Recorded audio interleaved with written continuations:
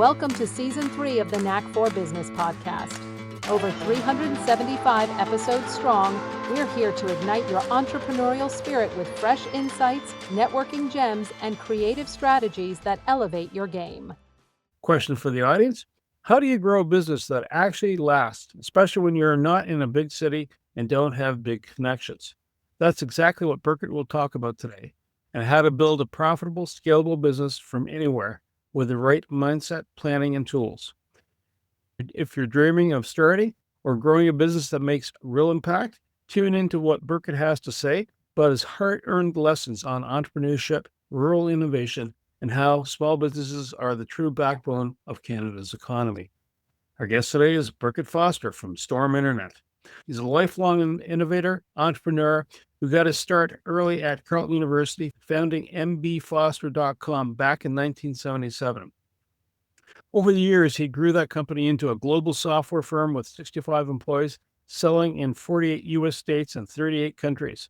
His team even partnered with Hewlett-Packard, delivering tools that help connect Microsoft systems with older databases right from the cornfields of Chesterville, Ontario.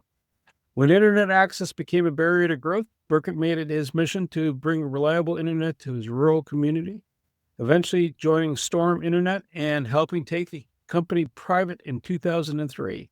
In 2020, just as the pandemic hit, he completed the buyout of Storm and has since focused on leading its senior management team to modernize operations, delivering cutting-edge tech. Outside of business, Birket's passions include fishing for muskie and escaping into science fiction. Welcome, sir. It's really a pleasure to have you here today. Do you have a favorite quote? We like to think at Storm that we're big enough to deliver and small enough to care. And that's a big thing with telecommunications, especially in the rural areas. You know, having lived on the countryside, I can totally relate to having a little more tech than just a party line that everybody can tap into. Yeah.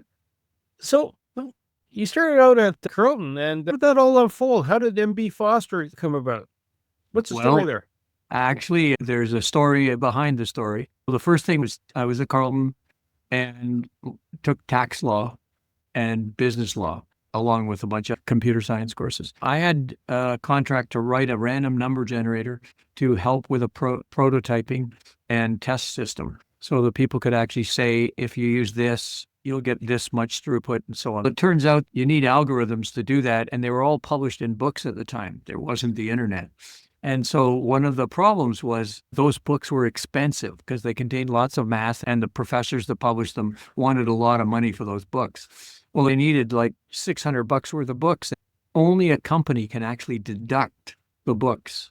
You couldn't do it individually. So I went to R.L. Campbell, my law prof, and said, I want to incorporate a company so that I can deduct my books that I'm using for a contract that I've got on the side while I'm going to school. He said, sure, I'll give you a mark for having formed a company. So I formed MB Foster Associates Limited. The first purpose was to be able to deduct the books. I was going to invest a lot of money in them in order to write the test system. That's where we started. I wrote a benchmarking system that was portable across multiple different operating systems. But that wasn't the real thing that happened. I ended up picking up a team of other students that wanted to work on computers. I would get the contracts and they would work with me. I figured at some point that I would need about 12 people working for me to make it work. And so I decided that was the right thing to do. I would get the contracts, put a scope of work together and go work on it. Just about the time we were ready to finalize the delivery, I'd go find the next one. And that's how MB Foster started, as a consulting company. Why do you believe that entrepreneurialism is key to Canada's economic future? Well, one of our biggest problems has been that as companies grow to a certain size, Americans swoop in, often from Silicon Valley, purchase them for $10 million and take them to $100 million. We've lost a lot of businesses that way. Canada's real natural resource is its brain power. We have a lot of things that we can do. If you look at the different technologies that have come out of Canada, especially in the Ottawa Valley with all the telecom and photonics and all the pieces and parts that people cranked out in Canada, that and software. So, Cognos with Powerhouse followed by the entire BI suites. All that stuff came from Canada. Often Canadian companies disguise themselves by having a headquarters in Boston like Cognos did at the time. We should be proud of being Canadian and go there and do it. I finished many a speech by saying, that from the cornfields of Chesterville, we bring you great software. And if you need me, you can call me at 800 Answers, extension 204, which, by the way, I own 800 Answers. That was good. Yeah. Chesterville's local, and if our listeners are listening from the Ottawa Valley, they'll know where that is. But how did that? He's like Storm Internet. You realize the internet's there is no good provision. It's either landline, and even that, it's probably dial-up. I still have the reminiscent of hearing the beeps and the squawks from a modem. I'm glad those days are gone. But how was that stimulating your need to get involved? Is a mother of necessity kicking in, or what? Yeah. So I got this contract to do that open database connectivity drivers for Hewlett Packard for its databases.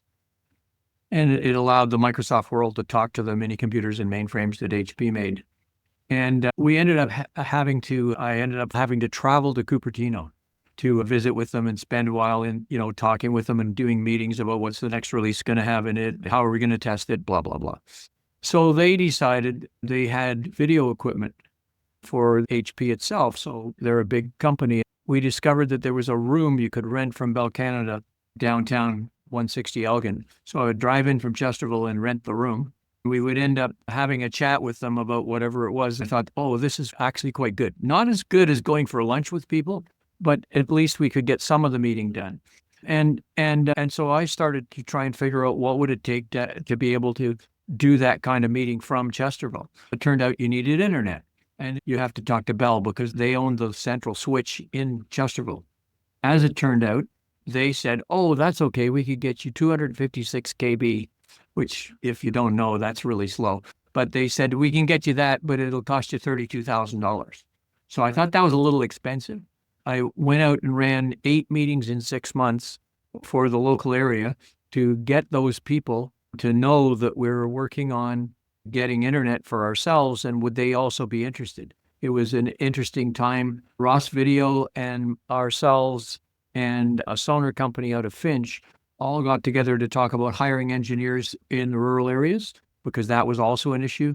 Ross eventually lost a bunch of engineers to a new facility in Ottawa because they couldn't get the internet they needed in Iroquois. Out of 8 meetings, I managed to get Storm and the people from Regional Canada Cable together enough times that they realized I wasn't going to quit. And that's the grit in being an entrepreneur. And what happened was they combined to take wireless hops from Metcalfe down to Winchester, drop that into a fiber owned by the cable company. I got the first fiber in Chesterville. Because of that, we were connected to a fiber and we could get better speeds than 256K. That helped solve our problem and gave us the research capability we needed to be able to work on the internet. So all of that came from a necessity for the business because the engineers wanted to be able to do research and emails and all the rest of that. Those are among the many things that you have to do to keep the business moving forward. And you have to recognize what your barrier is and what's it going to take to tackle it and get rid of it. The biggest mistake I made was reselling a piece of software, and we were doing quite well with it. And I got ahead of my cash flow because it turns out that some companies that make telecom equipment and worked in the film industry like to pay 90 to 120 days. And I had to pay faster than that. So even though we had 50% margins, I had to go borrow money from my mom to make this work. That's very embarrassing, but I made it work. My mom helped a lot. She's 94, living in Victoria and still driving. So there is hope for me. Anyway, that was the big mistake, not watching cash flow close enough. I recommend to everybody, if they're going to run a business, there's a bunch of pieces that you need to have. One of them is a plan, because you can't just get there without a plan. Number 2 is realize you cannot be a solopreneur. Nobody ever changed the world by being a solopreneur. Even Taylor Swift has a team. So you got to look at it. You've got to understand, how are you going to get the attention of your potential customers? We sell internet. If you ask people who needs internet, they'll tell you everybody. But the answer is the internet I need might be different than the internet you need. And so people need to actually define what's the problem people are trying to solve. So even though the common denominator is internet, some people need it for 6,000 devices in a building, and some need it for one very high-speed computer that's doing cryptocurrency. There's a huge difference in what kind of things you need, but it's all internet at the end of the day. Understanding how to do what are called marketing avatars, to say, these are the 5 avatars we're going after, that's really important, because then you get the characteristics so that you can actually figure out, who are these people? How do I get their attention? Where do they hang out? Do I go to Tech Tuesday and meet them there? Do I find them at the Rotary Club? Where do I find my potential customers? And all of that's an important piece of understanding. People talk about raising money. Bootstrapping is way better. If you can, in fact, next Tuesday is all about bootstrapping. So it's the Bootstrap Awards at Tech Tuesday. The big thing about bootstrapping is you get a customer to be part of what you're doing, so that the customer helps guide you on what needs to happen for your product to meet their needs. Now, you don't want to build it just for them, but at least somebody's paying you to get a certain piece of work done. And that is something that a lot of the younger entrepreneurs just think you go raise a couple $1 million and don't spend it on furniture, please, if you raise the money. Because people wanted really nice desks. And you know, I lived in a basement with probably 20 of my employees for a while as we grew. As long as everybody's comfortable working there, it doesn't have to be fancy. When you go to raise money, the best way is to find more customers that care about what you're doing and will help direct you where you need to go. It's a great idea to find customers as your source of revenue rather than selling off a chunk of your company. Entrepreneurship and Canada's future. Brainpower is the natural resource that we need to tap into. We need to take that natural resource, the brainpower, and put frameworks around it. Once you've figured out what it needs to do, you can put teams together that do different things. For instance, in a software company, you have people who are designing software, people who are testing software, people who are supporting software. So those are among the teams that you would have. People are selling software. So there's different groups inside your company, and they might be one person wearing 3 hats when you first start, but eventually there'll be departments. And so you've got to think about, what's the evolution? Who's the best person to put in that role? Do we need to do a strategic hire and bring somebody in from outside to run that? Because we need somebody with way more experience than the person currently in there.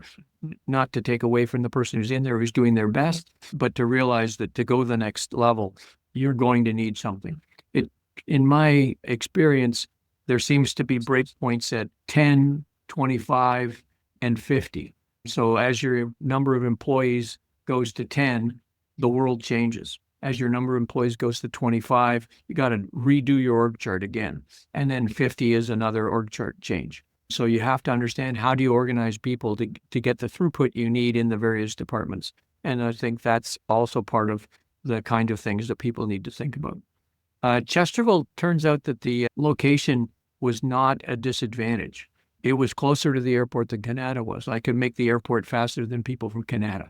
And most of my customers for the MB Foster products, which is where I started from, turned out to be in the US.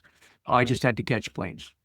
And then once I had the partnership with HP, that's an important thing too. If you can partner with a larger company and realize that you are the mouse, they are the elephant, and don't get stepped on, if you can figure that out, how to work with them. Our relationship was from 1996 to 2006, at which point they exited the database business, hoping that Oracle would be their friend, which didn't turn out to be so good. So if you can get a relationship like that, it's amazing, because all of a sudden I was on these roundtables and panels that HP wanted the expertise to be able to talk about how they could help with their mainframes and mini computers feed the data that people needed into the microcomputers. It was an interesting time, and partnering properly gets you way ahead. You can't do it on your own. Nobody can do it on their own. So you need to understand, how's the industry organized, who are the most likely partners, who are the stakeholders in the industry in different niches. With Storm, we've got 189 industries we're in. So there's 150 smart farms. Even inside the smart farms, some are dairy, some are grain, some are maple syrup producers. There's even a guy who uses us to monitor Pigeons. pigeons. Yes, sir. Is that the pecking order? Yeah, that's the thing. Every business is different, and you need to understand what are you doing to find those people. So, for instance, we go to the farm shows in order to find the people who want to become a smart farm. And one of the things is they don't have fiber just down the street in the rural areas. So we can bring them high-speed internet. What I mean by high speed is we're currently pushing 2 gigs on a regular basis. 300 meg is our new offering coming up, which we'll talk about later on. It is capable of delivering 300 down and 50 up rurally. And we want people to tell us where they want that. The global part of it was I bought another company. I bought a company that we had been selling the software for, and they were struggling with growing. We were out selling their own sales team. I made them an offer they couldn't refuse and retired the gentleman in charge to the lab because he was great in the lab, but not so good at marketing and sales, which is what happens if you haven't seen, look at the BlackBerry movie, because that's a great movie. Canadian entrepreneurs can't figure out how to get the best technology in the world out to the world, and they had to hire somebody to help them get there, somebody who knew people and kicked in the door to get them the meetings. Quick question. Sure. You mentioned BlackBerry, Yeah. and you're offering a wireless service. You're not doing the last mile of the copper run to the client. You're delivering it over the air. We have 50 kilometers of fiber at Clayton. It was our first done for res. We also have done the entire business park in Vars. So the 417 Business Park was the official name of it. When the red company and the blue company wouldn't cooperate with the ECDev officers, we provided internet to the park, and they loved us. Now Amazon put a building, one exit down, a 1 million square foot building, and so everybody wants to be in that park so they can stage their stuff. But that's what happens. And now Bell's going to overbuild us. I understand that Winchester is the fun and sun capital of the world. Festival is the center of the universe, so you just don't know it yet. One thing I'm glad you brought up, if you live in a city, all you hear is fiber, fiber. My driveway is 1 kilometer long. So unless there's a backhoe in my future, it probably ain't going to be fiber, whether it's fixed wireless or satellite. Can you tell me about those technologies and whether you see them as transitional or what those two technologies do to actually help? And help complete the solving the rural digital divide. Yes. Which is what exists. Let's start by talking about Storm. Storm has its own facilities. We own 262 towers across the Ottawa Valley. We not only own those towers, they have different frequencies and serve different areas, literally from Charlotte Lake to the Quebec border. North Lancaster was our experiment for 100 down and 20 up for res, which is a good thing. So that's part of the wireless technology. But we do resell DSL. We do resell FTTP. We resell cable, both from Rogers and Cogeco. So we actually know how to manage all of that stack and monitor all of it. So one of the big things is a customer that has 5 or 6 locations may actually find us using different media to solve the problem in different locations, depending on what's available. One of the advantages is we're not a one-trick pony. We have products from multiple companies. Now, about low Earth orbit satellites, there's only really one viable solution because it's the one that has the most. But if you want the money to stay in Canada, we can do terrestrial wireless with this new product that we're rolling out at 300 down and 50 up. So what that does is it solves the problem for how do we deliver those kinds of speeds and keep the money in Canada.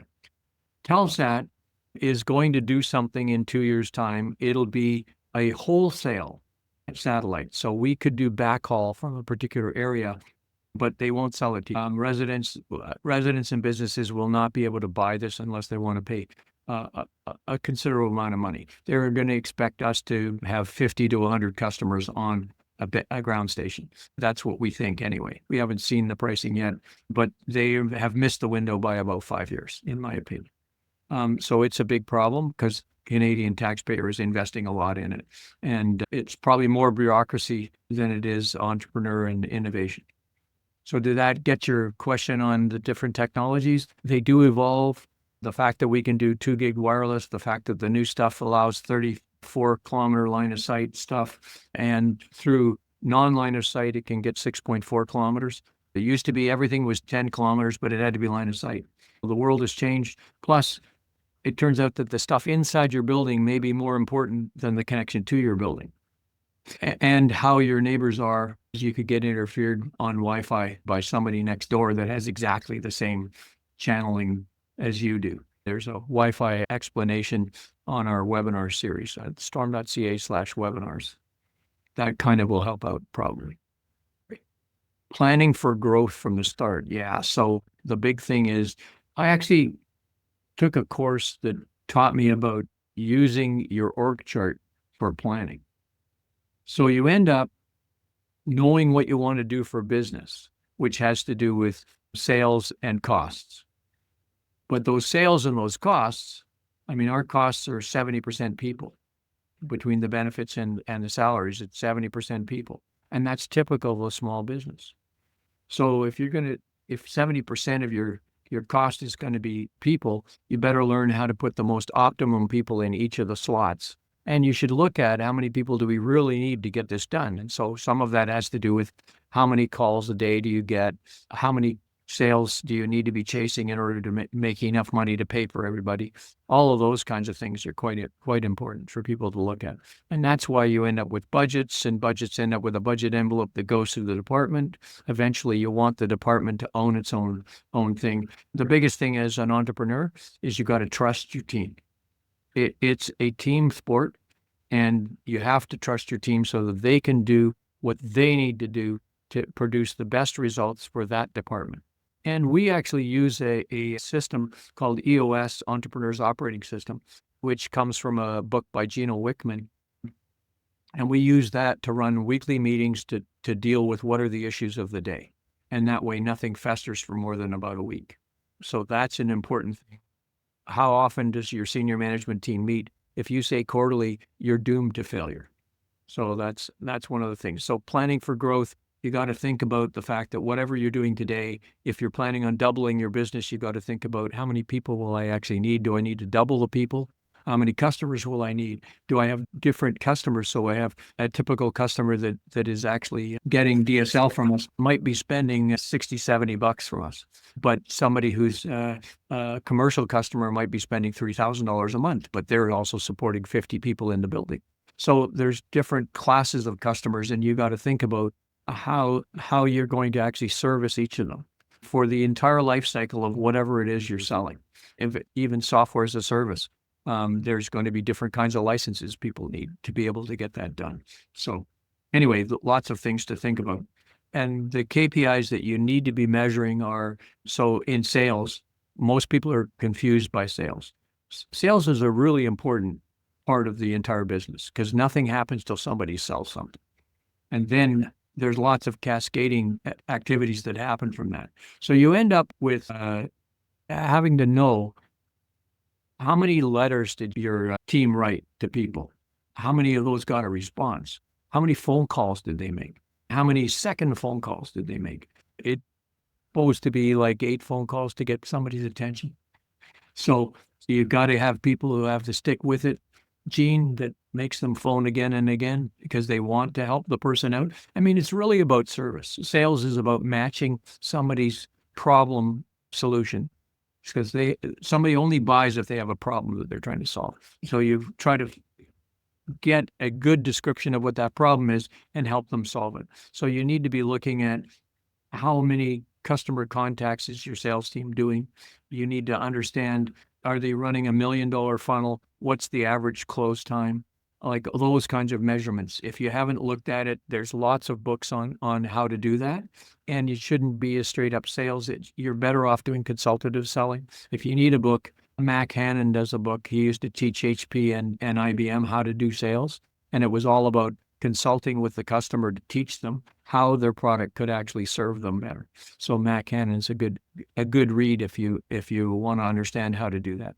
But when you first start, you need to know how many days of cash do you have? How many payrolls can you make with what you currently have?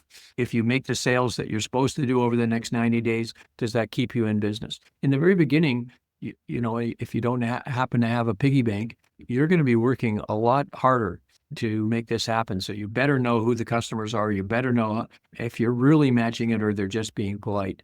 And that's why you've got to be straight up with your customers and make sure that you're aiming at solving their problems. And if it's not working out and we're just wasting a conversation, then you have to move on to other customers. That's all. And one of the things about a business is new technologies come and go, but the people stay. So you have to actually look at it and say, what are the next technologies we're going to invest in? How's that going to affect our customers? Which group of customers might it affect? And you want to look at what's it going to take to onboard that technology. So just like you onboard a person and you get them up to speed on what their job is, so they'll be more useful to you, you also have to onboard a technology. You have to look at the entire life cycle. There's a 360 that you can look at for that. So you want to understand, how would I market it? How would I sell it? What does it take to install it? What does it take to support it? Are there updates that you need to do to that technology? And then when it comes to end of life, how do you replace it? So you actually look at the entire life cycle and you actually ask each department, how does this work for you? Because it's not a solo person making all the decisions. It's got to be the team saying, this is a way we could do it better.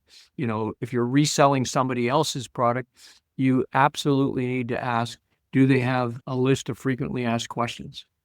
So that you can make your support team familiar with what those questions are, or your sales team, because there's going to be questions on sales and questions on support. So both of those things are necessary. And so bringing on new technologies and fitting them in, you have to understand all the costs that are involved. And of course, we have things that are chunky. So at some point, you end up running into a situation where the next level of routers is like $80,000.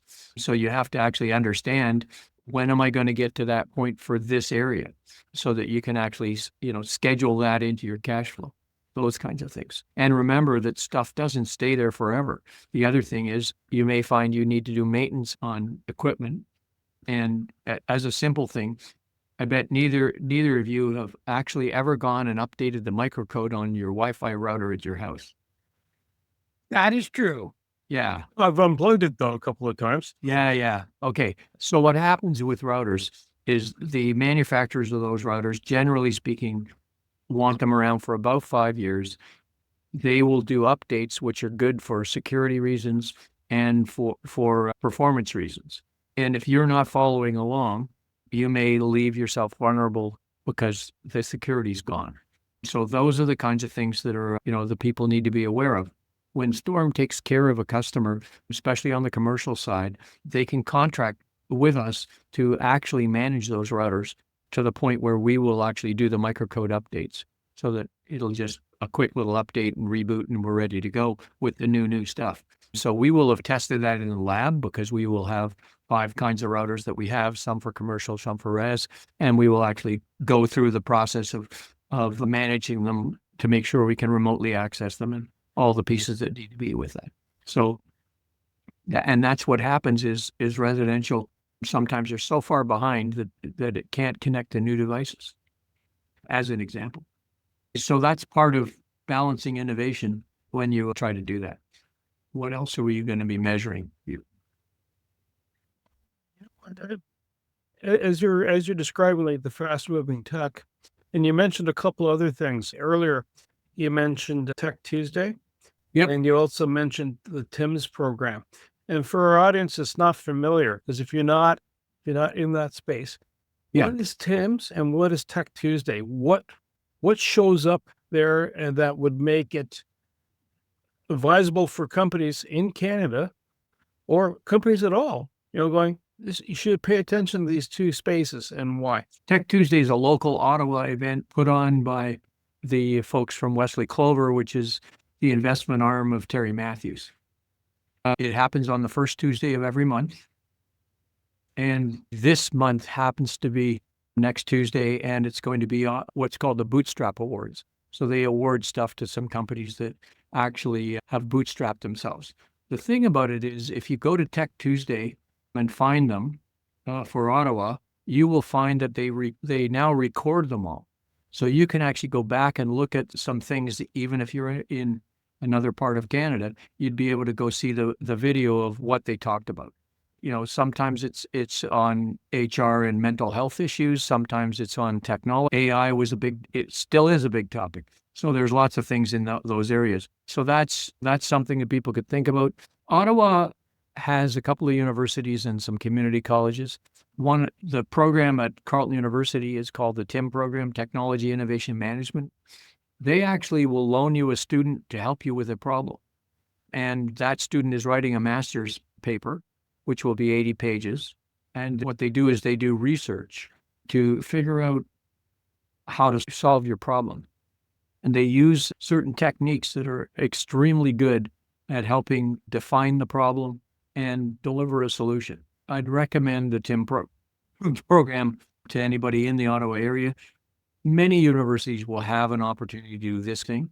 Carleton just does it really, really well. The program's run by Dr. Tony Belletti, and it has 130 projects a year. And they take on people in industry and perhaps government, but mostly industry, because they'd rather the students were actually working on real problems than theoretical stuff for a startup. And that way, so we used them at Storm for looking at how you load a truck. Why is that important? Well, because if you drive an hour and then discover you're missing a number 7 bracket that you needed, somebody's got to drive back the hour. So that's a big waste of time. So if you look at it, there's inside our business, there's like 5 systems that you need to look at to figure out, is it in the truck? Is it in inventory? Does the tech that's going have the training on that particular device? You could figure out, can they do the install or repair? So those kinds of things. So prior to actually rolling a truck, which of course costs you gas and time. That's all part of it. So one of them went through the process of figuring out how you apply AI to figure out the answer. Other than that, you have to have real intelligence. That was my artificial intelligence joke for the day. By the way, Bernie, just pay attention. Hang on, my Google Home here is working on the computational answer on it too. I'm sure. Big thing is when you're first starting out, nobody knows you. Even when you're established, I mean, Storm has been around since 1996, and I still run into people that have never heard of Storm in the Ottawa area. But when you first start, nobody knows you. So one of the things you can do to build trust is doing things like podcasts and giving talks. All of those things help, because what happens is somebody gets the idea about what you do and that you're a subject matter expert, because they want to know you know more than they do, and that you're willing to do the work to do whatever it is to deliver to their problem. So that's a big thing for building trust is, getting out there. Networking is huge. That one of the things is showing up makes a big difference. So yeah, the mayor's breakfast is 7:00. But if you show up at the mayor's breakfast regularly, you'll get to meet a few people, and somebody will eventually have a chat with you over coffee while you're there and discover that, oh, I know somebody who needs your services.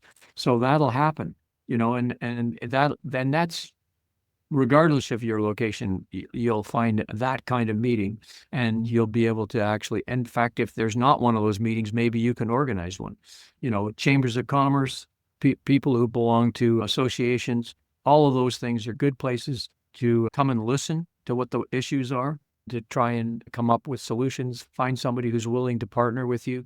And you can say, hey, I don't know everything about this, but we're going to work on this because we've decided it's a good marketplace for us. If you'd like to be one of our first customers on it, we'll work alongside you to solve this problem, because it seems this problem's a pretty big problem for you. So that'll help get trust up there. And when you finish, there's a 90% chance they'll give you a success story. So if you say, look, we did all this work for you, everything's working properly, you might have to wait a couple months just to make sure everything's working properly. But, then you have to be prepared to write the story. I hate to tell you this, but, your end users, they're too busy running their business. But you could write a story that said that Wayne came along and he had this problem. We did this and this. It solved Wayne's problems, and Wayne has 15 extra hours a week because of that. And then Wayne says, yeah, that's what happened. So Wayne only has to put a sentence together that says, it was great working with Storm because they knew how to solve the problem of getting Wi-Fi to work inside a warehouse with lots of steel in it, or something like that. And then you take that and you put it on your website, and you get Wayne to put it on his website, and then it's cross-linked, which also helps you with more people finding you. And then you also, Wayne, the other thing you do is you actually ask the client, do you know anybody else who might have the similar problem? Because that's that references, referrals from people is huge. So that helps you build your business. And, you just have to show up, and you also have to be prepared to help people solve problems. And no, you can't charge for every second like lawyers do. I sense you see a future that is both prosperous and bigger than what we've currently got. What is the future for Storm and others that you are around for the next 3 to 5 years? Well, there's 200 of us. So we're a big thorn in the side of the big guys. We do things they won't do. So their preference would be that everybody was in a minimum clump of 5,000 people. They would like to only deal with stuff that has 5,000 people in the area. They don't want to do the small towns. And so that's one thing. Secondly, I can't see them actually ever doing smart farms. It's just not what they do. And, and smart farms are all one-offs. They're all similar, but different. So I see that niche marketplaces where they're not going to go and the Americans always say there's riches in niches. I like to call it niches because I'm Canadian, but there are, if you know how to deal with a niche, then there are people in that niche that will help spread the word about how well you did something for them. So I really think that there's still an opportunity. New technology keeps showing up. So, and both in Canada and the US, there's programs to help get more internet out there. But the thing is that from a practical viewpoint, we can put in a wireless network for about a quarter of what it would cost to bury a fiber. And we don't own the telephone poles. If we owned the telephone poles, or we had access to them at a reasonable rate, they might be an alternative. But, given that we don't own telephone poles, it's better for us to be burying fiber. And that's going to cost 4 times what it'll cost to put up a wireless network to cover the same area. So that's part of it. And the government is subsidizing, but they need to actually get the message that on some of this, they don't have to spend all that money to get the same service. For you, does it matter whether it was wireless or whether it was wired? Very little in terms of applications needs to be wired every time. In fact, the proof of that is, people who have wireless headphones, people who have wireless computers, people who have Wi-Fi, everything. All of that says you don't have to have wired. Are there advantages to being wired? Sometimes, yes. So if you have a lot of people in your neighborhood that are on the 2.4 frequency band on your Wi-Fi, you might be better off plugging a cable into your router from the TV rather than try to do it wirelessly, because you're going to interfere with everybody in the neighborhood, including everything in your house, and the neighbors are going to interfere with your TV too. So sometimes if it's overcrowded channels, that just solves the problem. If you're a mile away from everybody, you don't care. But if you're not, then, it's something to take a look at. Birket, if this rang a bell for somebody that was listening, whether they're a geek or an entrepreneur, how do we get a hold of you? The sales at storm.ca would work. There's lots of different ways because my team is helping you define the problems. That's really where it's at. We did put a group of webinars up. Actually, everybody was busy, so I ended up being the spokesperson for our webinars for most of them. But we do have webinars on things, including Wi-Fi, which turns out to be very convenient, but also comes with things that people don't look at, including updating their microgrid. So all of those pieces are part of the thing. But yeah, if people can get a hold of me, you could write, if you want, at birket@corp.storm.ca. That will find me as well. And I'm happy to bring the right resources into play to get somebody the solutions they need. I want to say thank you to Birket Foster, my co-host Wayne Pratt, you, the Knack for Business listeners. So just in case you missed it, Birket helps you in the rural communities for connectivity, whether it's hardwired in, fibered in, or wireless connections, right? And it's also a combination of real-world strategies. Whether you're residential or commercial operations, he has a solution for you. And just reach out to him. And he also has, just to kind of repeat You have webinars at storm.ca/webinars. So you can find out more information about that. To reach the podcast hosts, email them at info@creativeinsight.com or by the website creativeinsight.com, spelled KRATIVINSEHT.com.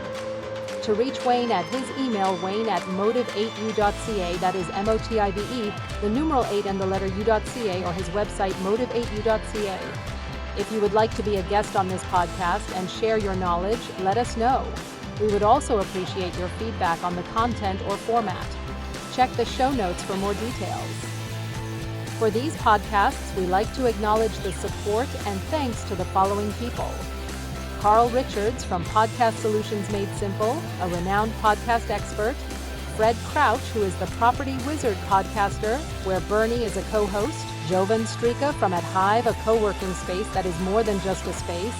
Then Melanie Weber, Bernie's invaluable business partner. And Wayne Pratt from Motive 8U Inc., who serves as both a coach and co-host of these podcasts. Disclaimer. Please note that the Knack for Business podcast episodes are meant solely for educational and general informational purposes. The information and opinions contained within are not intended to be professional advice on any subject matter. The thoughts, views, and opinions expressed by the participants are their own personal beliefs and do not represent the views of the podcast hosts or any affiliated organizations. It is important to note that this podcast is not a replacement for consulting with certified experts in your area who possess knowledge of your unique situation. The hosts of the podcast, along with any participants or affiliated groups, do not take responsibility for any actions taken or not taken based on the information presented in this episode. It is highly recommended that individuals seek guidance from their own personal advisors in fields such as accounting, law, or other pertinent areas prior to undertaking any actions or making decisions that may impact their financial, legal, or other aspects of life.